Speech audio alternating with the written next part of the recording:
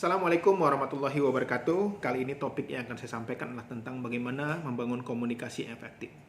Banyak sekali di dalam rumah tangga terjadi konflik. Khususnya sekarang juga di saat stay at home banyak orang jenuh, mudah tersinggung, senggol bacok ya. Tentu saja konflik ini menjadi salah satu membuat rumah tangga kita tidak sehat, tidak nyaman. Salah satu analisa saya kenapa banyak terjadi konflik karena ternyata komunikasi yang tidak lancar dan tidak efektif. Contoh sederhana adalah ketika banyak sekali informasi yang disampaikan tidak sesuai dengan faktanya. Banyak sekali komunikasi yang disampaikan tidak clear. Untuk itu, di dalam keluarga, komunikasi ini adalah salah satu kunci kenyamanan dan keharmonisan. Banyak orang mengatakan bahwa berpikir bahwa menjadi seorang komunikator yang baik itu adalah seorang yang bisa orasi, bisa ceramah, kayak saya gini, bisa motivasi. Belum tentu. Karena ternyata seorang komunikator yang baik adalah seorang pendengar yang baik. Untuk itu, menjadi pendengar yang baik tentu saja tidak mudah. Harus ada keterampilan, harus ada latihan. Banyak orang tua juga yang tidak mampu menjadi pendengar yang baik bagi anaknya. Anaknya belum selesai ngomong, langsung dipotong. Karena dia merasa anaknya tidak layak didengar. Karena dia merasa lebih tinggi, merasa lebih hebat daripada anaknya. Padahal seorang anak pun perlu dihargai, diapresiasi, dan didengarkan. Untuk itu, rekan-rekan sekalian, khususnya para suami, ini banyak juga yang susah sekali mendengar istrinya. Istri juga susah sekali mendengar suaminya. Maunya ceramah, maunya cerita, tetapi tidak mau mendengarkan orang lain.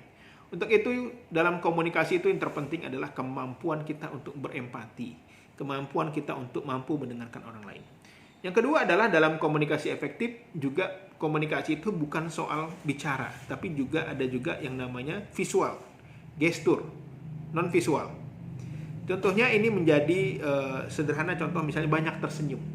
Kalau di rumah tangga itu sering tersenyum, ya, bahagia, saling mendukung, itu sangat lancar komunikasinya.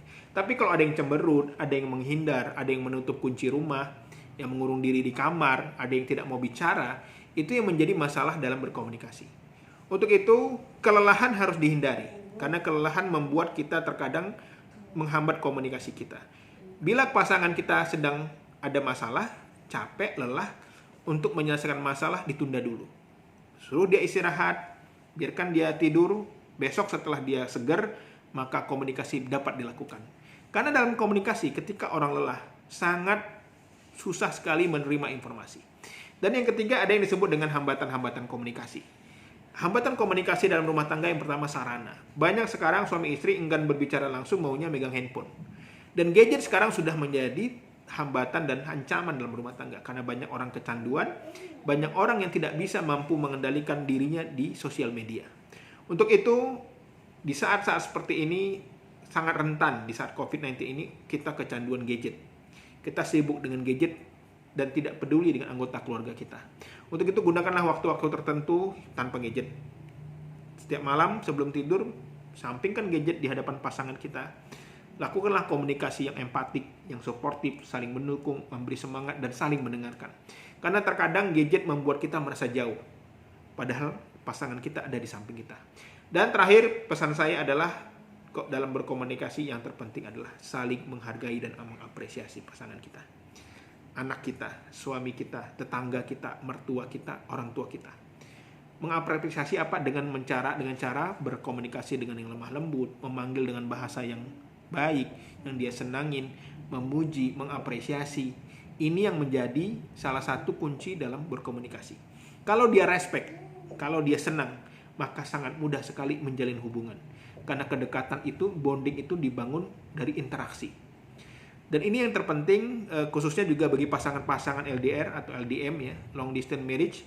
Ini juga jadi tantangan bahwa komunikasi menjadi masalah besar dalam perkawinan karena berjauhan.